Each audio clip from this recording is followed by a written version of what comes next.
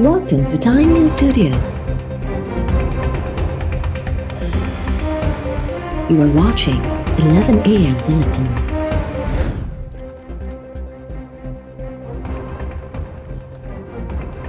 अफ़गाननि खे सिंध में तरसाइण बाबति ख़बरूं बेबुनियाद आहिनि। असां को बि अहिड़ो कमु न कंदासीं जंहिंसां सिंध खे नुक़सानु पहुचे।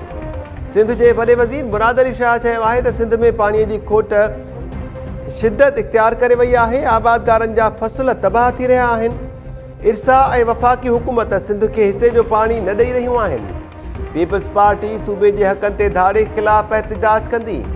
रानीपुर में पीर रफ़ीक शाह जे लाॾाणे ते ताज़ियत बाद वॾे वज़ीर चयो त सिंध पुलिस जूं पघारूं ॿियनि सूबनि जे भेट में वधीक आहिनि।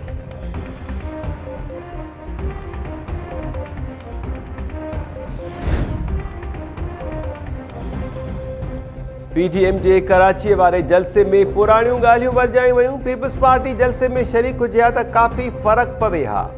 सिंध असेंबलीअ जे स्पीकर आगा सिराज दुरानी जूं एहतिसाब अदालत में पेशी दौरान ॻाल्हियूं। स्पीकर चयो त मज़बूत पार्टी जे निकिरण सबबि तहरीक कमज़ोर थी वेंदी आहे।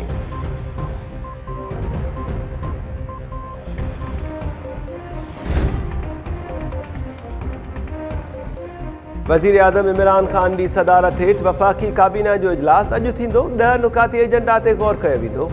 काबीना सीपैक ऐं तवानाई कमेटीज़ जे फ़ैसिलनि जी मंज़ूरी ॾींदी।